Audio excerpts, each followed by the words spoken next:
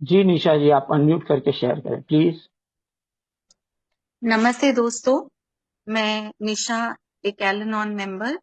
आज बहुत ही ईश्वर की कृपा है मेरे ऊपर कि मैं आप सबके साथ अपनी शेयरिंग कर पा रही हूँ। और मैं धन्यवाद करना चाहूंगी इस ए फ्रेटर्निटी को, एल नॉन फ्रेटर्निटी को, जिसने मुझे ये सुंदर अवसर दिया है।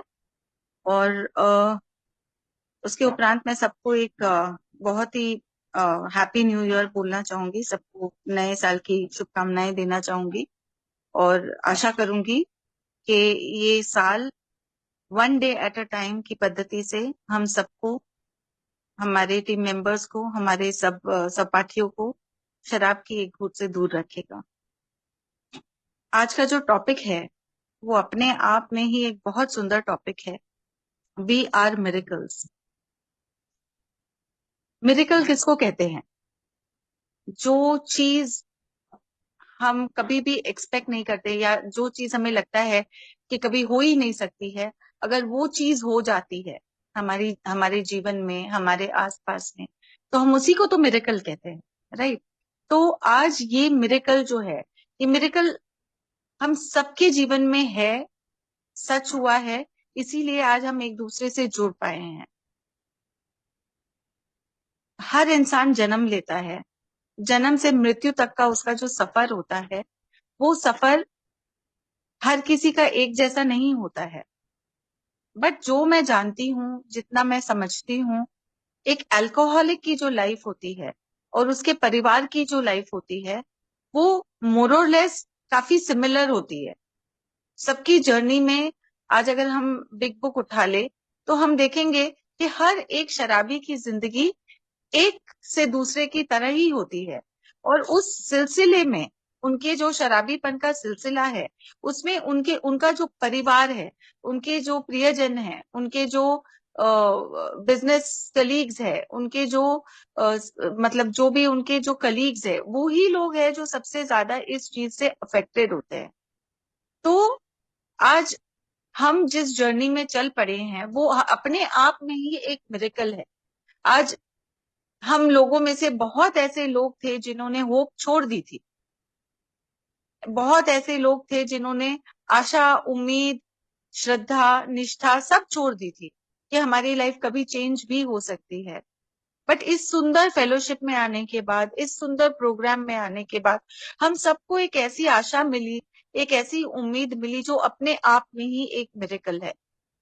मैं कहाँ से शुरू करूं? हमारी मेरी जो लाइफ है वो बहुत लोगों ने, शायद मैंने पहले भी शेयरिंग की हुई है, तो बहुत लोग जानते हैं कि मैंने अपनी जिंदगी, बहुत बचपन में हमारी शादी हो गई। और उस समय तो ये मैच्योरिटी भी नहीं थी कि शादी के बाद किस तरह से जीना चाहिए, एक कपल का किस तरह का लाइफस्टाइल होना चाहिए। बचपन था, बचपन में साथ साथ हम बड़े हुए। बट एक चीज कॉमन रही जो हमारी जर्नी में बहुत पहले से थी, जो है शराब। तो जब वो इनिशियली पीते थे तो मुझे ऐसे लगता था कि ठीक है, ट्रेंड है, आजकल सब पीते हैं, दो चार ड्रिंक्स पीने में क्या ही हो जाता है। उस समय बचपना था ना, समझ नहीं थी कि ये किस जगह पे हमें ले जाके खड़ा करेगी। तो मैंने कभी उनको डिस्करेज नहीं किया। मैं सोचती थी ठीक है ना, सोशल ड्रिंकिंग करते हैं, ये तो एक तरह का स्टाइल है। आज पीने से कुछ किसी का नुकसान थोड़ी होता है, खुद के पैसे से पीते हैं। But slowly and gradually life ऐसे मोड़ पे आने लग गई जहां मुझे पता चलने लग गया कि शराब तो प्रॉब्लम थी ही नहीं। शराब तो एक जरिया था उनकी सारी मनोकामना पूर्ण करने का। तो मेरी नजरों के सामने मैं देखती थी कि उनका घर आने का कोई समय नहीं होता था। आज सोशल कहीं भी जाते थे हम लोग, तो एक सोशल गैदरिंग में जाने के बाद उनको चलना ही नहीं होता था। अगर वो चलते भी थे तो वो एक ऐसी कंडीशन में आते थे कि जो वो पब्लिक स्क्रूटिनी का एक सब्जेक्ट बन जाते थे। लोग उनको घृणा की नजरों से देखते थे, उनके साथ मिंगल होना नहीं चाहते थे। उनके साथ साथ वो कॉन्फिडेंस लेवल मेरे अंदर भी कम होने लग गया।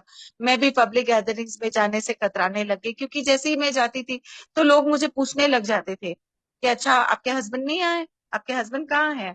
अच्छा। और फिर वैसे मेरे सामने सब अच्छे बनते थे, बट पीठ पीछे संग संग देयर वर विस्पर्स सेइंग कि ओ अच्छा, वो तो पी रहा होगा, कहीं कोने में पड़ा होगा, वो तो बहुत ही इनका, इसकी, इस बेचारी का तो लाइफ, मतलब ना, वो मुझे एक सेल्फ पिटी की तरफ ले जा रहा था कि अच्छा देखो, मेरे जो सराउंडिंग में लोग हैं, मेरे जो रिलेटिव्स हैं, उनके हस्बैंड कितना अच्छा उनके साथ बिहेव करते हैं, वो लोग कितना अच्छा सोशल गैदरिंग्स में जाते हैं, वो लोग कितना अच्छा अपने आप को कंडक्ट करते हैं, दे आर सो बिटी, दे आर सो जॉयस, उनकी लाइफ कितनी परफेक्ट है, और मेरे साथ ही ऐसा क्यों हो रहा है, मैं क्यों इतना सफर कर रही हूँ। तो ये जर्नी करते करते समय बीतते गया, बच्चे बड़े होते, बेटी बड़ी होती गई, बेटी बड़ी होती गई, उसको भी ये सारे क्वेश्चंस बहुत सताते थे कि हमारी लाइफ इतनी डिफरेंट क्यों है। बट ना कहीं मैं पहले से ही, मुझे ये ईश्वर पे श्रद्धा थी, फेथ था कि जो होगा कभी ना कभी मेरी लाइफ में कोई चेंज होगा, कोई मिरेकल होगा। सबसे बड़ी बात क्या थी ना कि मैंने कभी उनका साथ नहीं छोड़ा। मैंने जितनी भी डिफिकल्टी आई, जितना भी मुझे शर्मिंदा होना पड़ा, मैंने कभी उस चीज को अपने पे हावी नहीं होने दिया। मैं कभी उनको छोड़ के नहीं गई, मैंने कभी उनसे हाथ नहीं छुड़ाया। मैं उस उम्मीद के भरोसे बैठी रही कि किसी ना किसी दिन मेरी लाइफ चेंज होगी, किसी ना किसी दिन मुझे वो तिनका मिलेगा जिसके सहारे से मेरी नैया तैरेगी। तो वो श्रद्धा के साथ मैं आगे बढ़ती चली गई। लाइफ में बहुत अप्स एंड डाउन्स आए, एक एक करके। बहुत ऐसे भी दिन आते थे जहां पे वो सोबर होते थे, वो उनको सब कुछ समझ में आता था, उनको फैमिली की प्रॉब्लम्स भी समझ में आती थी, उनको ये भी समझ आता था कि उनको ऐसा नहीं करना चाहिए। कुछ साल, 1.5 साल ऐसा भी गया जहां पे वो शराब को हाथ भी नहीं लगाते थे। बट हमें तो जो मेन, जो हमारा जो मेन मुद्दा था, जो हमारा मेन प्रॉब्लम था, हमें तो वो प्रॉब्लम ही समझ में नहीं आ रहा था। शराब तो कभी प्रॉब्लम थी ही नहीं। प्रॉब्लम तो उनका माइंड था, जो उनको, उनका जो कनिंग बैफलिंग माइंड था, जो उनको गलत काम करने के लिए शराब का सहारा लेने पे मजबूर करता था। बट मैं क्या कहूँ दोस्तों, एक ऐसा समय आया जहां पे बहुत मुश्किल थी, जहां पे हमने ऐसा समय देखा कि वो इतने बीमार हो गए थे कि सुबह 6 बजे से वो पीना चालू करते थे। क्योंकि 6 बजे क्यों पीना होता था? क्योंकि वो अगले दिन का नशा काटना होता था, काम करना होता था। एक अल्कोहलिक जो होता है ना, वो हर चीज में एक्सेल करने के लिए तत्पर रहता है। उसको लगता है कि वो अपने आप को अपना बेस्ट वर्जन दिखाए, वो काम में भी अच्छा करे, वो पिए भी अच्छा, वो लाइफ भी अच्छा जिए, वो अपने आसपास वालों को लाइफ भी अच्छा दे। उसका कभी भी इंटेंशन गलत नहीं होता है। ये अलग बात है कि वो थोड़ा सा सेल्फ सेंटर्ड होता है, वो पहले अपना खुशी देखता है। बट ऐसा भी टाइम्स आया था जहां पे ना लाइफ बहुत स्मूथ चलता था, 1-1.5 साल तक वो शराब को हाथ भी नहीं लगाते थे। फिर एक ऐसा दिन आता था जहां पे कुछ ऐसा हो जाता था कि उनका माइंड ट्रिगर हो जाता था, और उनको अपनी करतूते को अंजाम देने के लिए उनको शराब का सहारा लेना पड़ता था। क्योंकि वो होश में तो वो वैसा गलत काम कर नहीं पाते थे, इसीलिए वो क्या करते थे, वो शराब का सहारा ले लेते थे, ताकि वो दुनिया को जस्टिफाई कर सके कि अरे ये गलत थी बोल के मैंने ये गलती की, मेरी कोई गलती नहीं है, मैं शराब पीता हूँ उसकी वजह से, मैं शराब खुद की वजह से नहीं पीता हूँ। बट आस्ते आस्ते करते करते एक दिन हमें किसी एए मेंबर ने सजेस्ट किया। उस समय ये कुछ 90s के एंड की बात है। तो किसी ने हमें सजेस्ट किया कि एक प्रोग्राम है जिसका नाम है अल्कोहलिक्स अनोनिमस। तो आप अगर वो कहीं पे रहते थे कैलकाटा में, किसी कहीं जगह पे, तो उन्होंने बोला कि आप उनसे जाके मिलिए, तो वो आपको इस प्रोग्राम के बारे में बताएंगे। तो उस समय काफी एडवर्टीजमेंट्स भी आती थी। वो टेलीग्राफ की एक मैगजीन आती थी संडे को, उसमें पीछे के साइड में एक एडवर्टीजमेंट आती थी, जिनको नशा मुक्ति चाहिए, जिनको नशे से मुक्ति चाहिए, वो अल्कोहलिक अनोनिमस को ज्वाइन करें। तो ये सब पढ़ते पढ़ते पढ़ते पढ़ते एक दिन मैंने फोन किया, फिर मैं उनके घर गई, मैं मेरे अल्कोहलिक को भी लेके गई उनके घर। हम गए, उन्होंने हमें काफी सारा लिटरेचर दिया, काफी पैम्पलेट्स दिए, ए के बारे में समझाया, स्पिरिचुअलिटी के बारे में समझाया। बट कहते हैं ना कि जब मिरेकल होना होता है तभी होता है, हमारे सोचने से या हमारे समझने से कुछ नहीं होता है।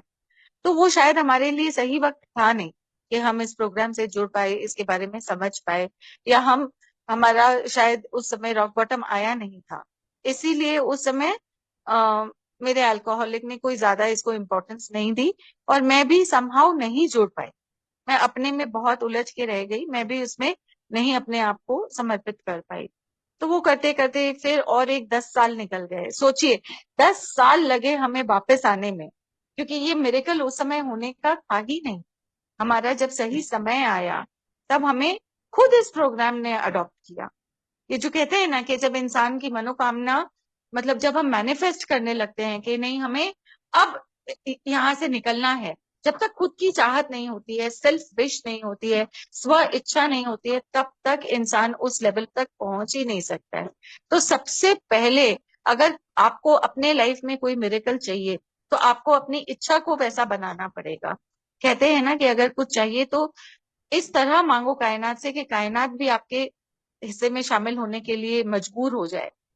तो जब तक वो चाह, वो स्व इच्छा अंतरात्मा से आपकी नहीं होगी, जब तक आप खुद अपने आप में नहीं सोचेंगे कि मुझे इस शराब के एक घूंट से दूर रहना है, one day at a time इस प्रोग्राम को अपनाना है, तब तक कोई आपके लिए ये मिरेकल को नहीं होने दे सकता है।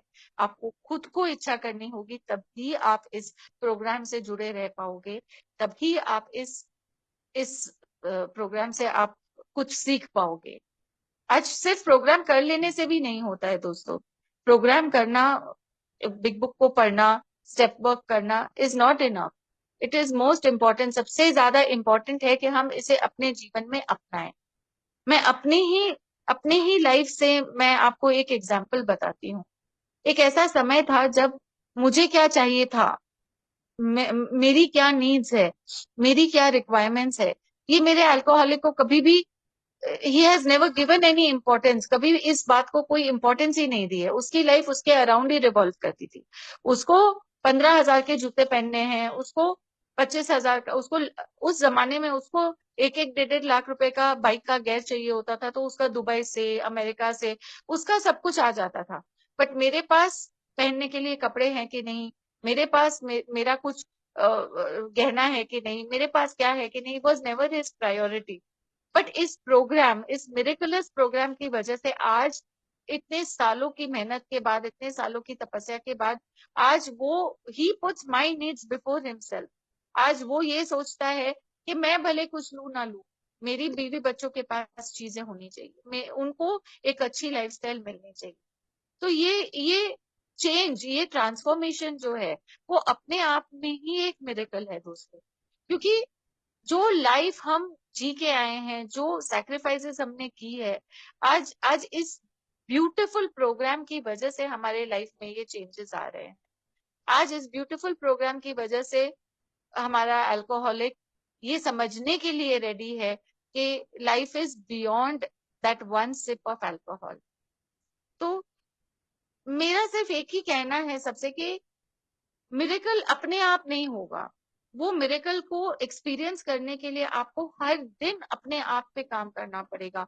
हर दिन आपको प्रोग्राम में पार्टिसिपेट करना पड़ेगा, आपको अप्लाई करना पड़ेगा। आपको जो आप सीखते हैं, पढ़ते हैं, समझते हैं, उसको कॉन्शियसली अप्लाई करना पड़ेगा। आज पहले क्या होता था कि आदमी ब्लेम गेम कर लेता था ना।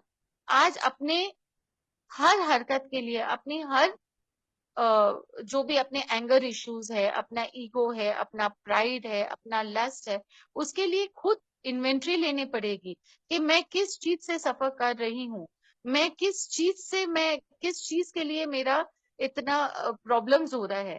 जब तक हम उसको डिफाइन नहीं करेंगे, एक्सेप्ट नहीं करेंगे, हायर पावर को सरेंडर नहीं करेंगे, हम ये मिरेकल एक्सपीरियंस कर ही नहीं पाएंगे। तो सबसे पहला है फेथ, होप, उसके बाद surrender, acceptance and working on your problems. सिर्फ ज्ञान देना या पढ़ लेना या शेयरिंग कर लेना इम्पोर्टेंट नहीं है दोस्तों। शेयरिंग करने से मन हल्का होता है, undoubtedly, I accept and agree that. जो बात हम दूसरों के पास नहीं कर पाते हैं, जो बात हम समाज में खड़े होके नहीं बोल पाते, कम्युनिटी में शेयर नहीं कर पाते, वो इस ब्यूटीफुल ए फ्रेटर्निटी में हम आके अपनी मन की सारी बातें कर पाते हैं। क्योंकि हमें पता है कि यहाँ पे लोग हमारी तरह पीड़ित है, हमारी तरह बीमार है। बीमार तो सिर्फ अल्कोहलिक नहीं होता है, एक एल-एनोन मेंबर भी बीमार होती है, उनके परिवार वाले भी बीमार होते हैं। क्योंकि इस बीमारी से हम सबने जूझा है, हर दिन जूझा है, हर पल जूझा है। और आज जब ये हमें मौका मिला है, हमें ये एक मिरेकलस प्रोग्राम मिला है जहां पे हम अपनी बात को रख सकते हैं, हमारे लाइक माइंडेड पीपल हमें गाइड कर सकते हैं, ये अपने आप में हमारे लिए एक लाइफ का सबसे बड़ा अचीवमेंट है कि भगवान ने हमें इस काबिल समझा। हमारे फेथ, हमारे पेशेंस, हमारा हमारा जो भी मन का जो भाव है उसको इस कायनात ने, इस नेचर ने समझा और हमें इस ब्यूटीफुल प्रोग्राम का पार्ट बनने का हमें एक अवसर मिला। तो हमें हर एक मोमेंट को यूज करते हुए हमें अपनी लाइफ को और बेटर बनाने के बारे में सोचना चाहिए। हर एक पल पे कहते हैं ना कि डूबते को तिनके का सहारा, तो यही एक तिनका है जो हमारे लिए एक बहुत बड़ा वंडर वर्क है, जो हमारे लिए एक बहुत बड़ी एक एक प्लेटफॉर्म है निशा जी टाइम जहां चेक करें। हाँ जी, सो सॉरी। तो मैं बस यही इतने में ही मैं कहना चाहती हूँ कि बस इस मिरेकल को आप अपने आप में जगाए रखिए, हर दिन one day at a time इस प्रोग्राम को एक्सेप्ट हाँ आप सामने करिए। ऊपर से मुंह करके बैठेगी। Thank you friends, thank you for hearing me out. मैं आपकी बहुत आभारी हूँ। And once again wish you all a very happy new year. Hope this new year brings a lot of joy and a lot of happiness to all your lives. Thank you.